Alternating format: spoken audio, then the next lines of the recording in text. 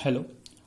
Last classes में मैंने आप लोग के साथ डिस्कस किया था प्रॉपर्टीज ऑफ लैप्लास ट्रांसफॉर्म, और उसमें हम वेरियस प्रॉपर्टीज डिफरेंशियल और इंटीग्रेशन की प्रॉपर्टी को देख चुके हैं, उसका डेरिवेशन हम लोग देख चुके हैं।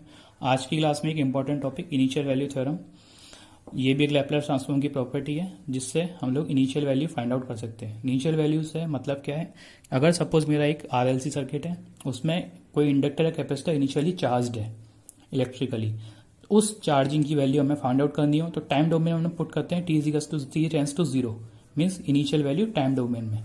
इसका अगर फ्रीक्वेंसी डोमेन में लैप्लास ट्रांसफॉर्म देखें वो होता है limit s tends to infinite s dot fs, और ये इनिशियल वैल्यू को रिप्रेजेंट करते हैं f0 नेगेटिव। तो इसका ये वाला लैप्लास ट्रांसफॉर्म हम लोग को अप्लाई करना है, जो कि एक प्रॉपर्टी है। बट इसको फाइंड आउट कैसे करते हैं, इसको फाइंड आउट करेंगे हम लोग डिफरेंशियल एक प्रॉपर्टीज है जो कि लास्ट में डिस्कस कर चुका हूँ कि अगर मेरे टाइम डोमेन में किसी फंक्शन का डिफरेंशिएशन है, ठीक है, तो उसका लैप्लास ट्रांसफॉर्म क्या होता है।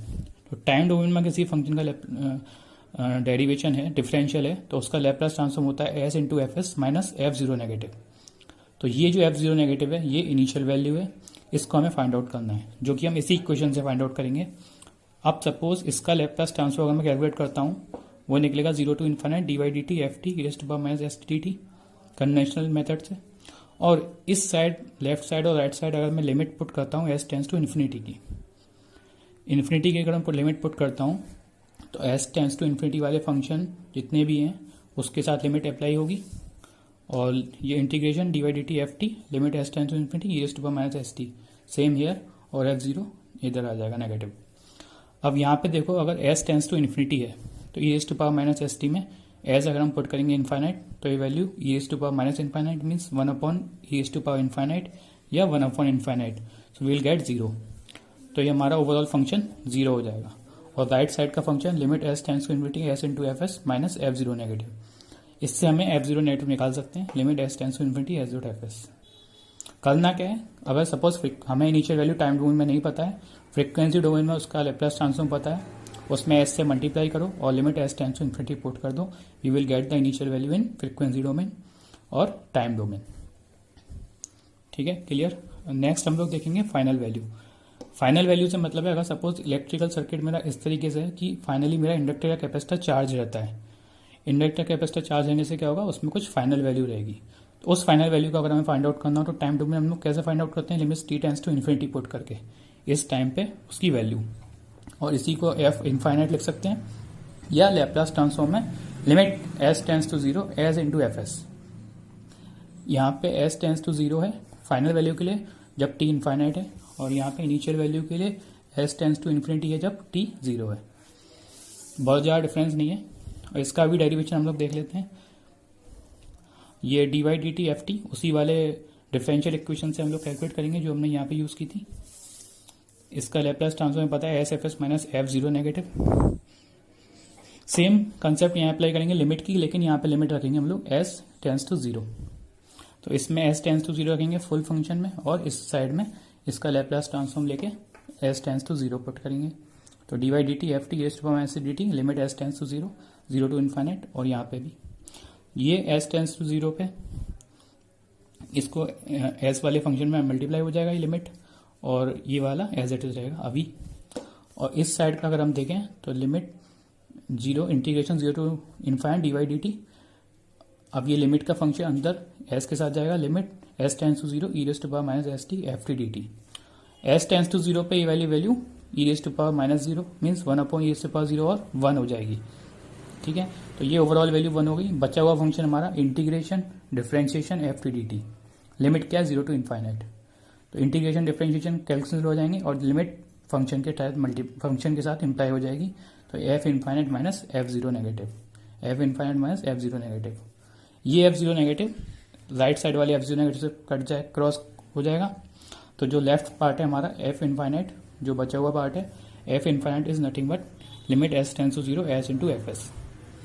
तो अगर मेरे को किसी इलेक्ट्रिकल सर्किट की फाइनल वैल्यू निकालनी हो इन द एस डोमेन, तो जस्ट एस से मल्टीप्लाई और limit S tends to 0।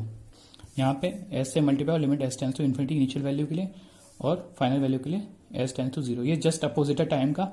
Time में हम लोग टी इज टू 0 पुट करते हैं टी टेंस टू, और यहाँ पे इन्फाइनाइट पुट करते हैं। जस्ट अपोजिट है यहाँ पे फ्रीक्वेंसी डोमेन में। नेक्स्ट एक इम्पॉर्टेंट प्रॉपर्टी हम लोग देखेंगे। देखो नॉर्मली क्या होता है, बहुत सारे जो सिग्नल सिस्टम होता है या प्रैक्टिकल सिग्नल्स होते हैं, काफ़ी टाइम वो रिपीटेटिव होते हैं, मीन्स वो टाइम के पीरियोडिक होते हैं। सपोज ये मैंने एक सिंपल एग्जांपल लिया है, अगर मेरी एक ये वेव फॉर्म है और ये वेव फॉर्म इस टी टाइम के बाद रिपीट हो रही है, या फिर इसका टाइम पीरियड टी है, इसके बाद ये फिर से अगेन एंड अगेन रिपीट हो रही है। इस टाइप के अगर फंक्शन का मेरे को लैप्लास ट्रांसफॉर्म निकालना हो तो वो मैं कैसे फाइंड आउट करूँगा? तो उसका एक मेथड ये है, अगर सपोज मैं इस स्मॉल वाले फंक्शन का 0 to t इस टाइम तक का अगर मैं लैप्लास ट्रांसफॉर्म जानता हूँ तो डायरेक्टली क्या मैं फाइंड आउट कर सकता हूँ फुल वैल्यू का। वही है टाइम पीरियोडिसिटी थ्योरम। इसका जो लैप्लास ट्रांसफॉर्म होता है, इसको जब हम फाइंड आउट करेंगे, इसका डेरिवेशन देखते हैं डायरेक्ट। तो देखो इसका लैप्लास ट्रांसफॉर्म अगर मैं देखूँ तो 0 to इन्फाइनाइट और फंक्शन ft⁻⁻ क्लियर। इस फंक्शन को मैं रिप्रेजेंट कर सकता हूँ कैसे? 0 to t ft⁻⁻ plus t to t means इसको सेपरेट फॉर्म में, और ये 0 to इन्फाइनाइट लिमिट थी तो इसको अलग अलग पार्ट में डिवाइड कर लिया, 0 to t to 2t और फिर ऐसे ही कंटिन्यू, नो इशू। अब देखो इस वाले स्मॉल पार्ट की अगर मैं लिमिट एक जनरल वेरिएबल लेता हूँ टाउ, मीन्स 0 to t, ये F tau function which is defined on tau, F tau e⁻⁻s tau D tau. इसको मैं ऐसे रिप्रेजेंट कर सकता हूँ, कोई इशू नहीं है, t इज एक वेरिएबल है। और इस वाले वैल्यू को, इस वाले फंक्शन को मैं रिप्रेजेंट कर दिया टाउ में, इस वाले फंक्शन को मैं रिप्रेजेंट करूंगा t प्लस टाउ। मीन्स जैसा कि मैंने बेसिक कंसेप्ट में बताया था सिग्नल्स के, कि अगर ये फंक्शन मेरा टाउ के टर्म्स में रिप्रेजेंटेटिव है तो ये वाला फंक्शन हो जाएगा, क्योंकि टी पीरियड के बाद सेम है तो ये हो जाएगा टी प्लस टाउ। इसको मैं रिप्रेजेंट करूंगा F T plus tau e⁻⁻t plus tau D tau और लिमिट 0 to t। तो इस ओवरऑल फंक्शन को मैंने सेम यहाँ पे ले आया जैसे, और इसकी लिमिट भी 0 to t अप्लाई कर दी।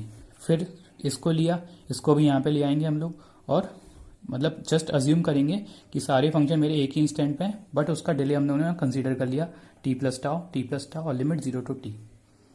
अब इन सारे फंक्शंस में लिमिट 0 to t कॉमन हो गई, यहाँ पे डिफरेंट थी, ठीक है।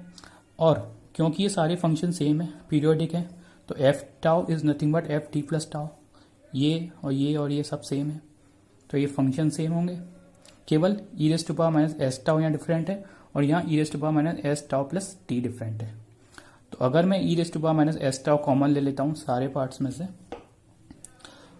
तो e⁻⁻s टाउ कॉमन ले लिया, फंक्शन सारा सेम था तो फंक्शन मैंने बाहर ले लिया, तो एफ टाउ e⁻⁻s टाउ ले लिया, तो बचा हुआ जो पार्ट है यहाँ बचा 1 प्लस e⁻⁻st बचा यहाँ पे। ऐसे ही अगली वैल्यू के e⁻⁻2st और ये इनफाइनाइट सीरीज बन जाएगी। अब इस इनफाइनाइट सीरीज का हम लोग जानते हैं 1 plus a plus a² plus a3 plus a4, infinite तक का सीरीज का जो सम होता है वो होता है 1/1 माइनस a। तो इसमें a क्या है, e⁻⁻st 1/1 माइनस a। तो ये मेरा नॉर्मल वही लैप्लास ट्रांसफॉर्म इन टाइम और लैप्लास ट्रांसफॉर्म टाउ सेम। तो मेरा अगर किसी भी फंक्शन का जो पीरियोडिक है उस फंक्शन का मैं उस इंस्टेंट पे लैप्लास ट्रांसफॉर्म जानता हूँ, तो मुझे जस्ट एक मल्टीप्लिकेशन करना है 1/1 माइनस e⁻⁻st से, जैसे कि यहाँ पे Laplace transform of the periodic function. इस टाइप के पीरियोडिक फंक्शन का लैप्लास ट्रांसफॉर्म निकालना हो तो सिंपल केवल इस वाले पार्ट का लैप्लास ट्रांसफॉर्म निकालो, 0 to t F tau e⁻⁻s tau D tau, और इस वाले पार्ट में डिवाइड कर दो 1 माइनस e⁻⁻st से, जहाँ पे t क्या है उसका टाइम पीरियड, मीन्स कितने टाइम पीरियड के बाद सिग्नल मेरा रिपीट हो रहा है। तो इसका रिपीटेंसी जो है वो यहाँ पे कंसीडर हो गई। तो मैं डायरेक्टली इसके ट्रांसफॉर्मेशन से पूरे फंक्शन का ट्रांसफॉर्मेशन निकाल सकता हूँ केवल ये वाली वैल्यू से डिवाइड करके, 1 माइनस e⁻⁻st। क्लियर।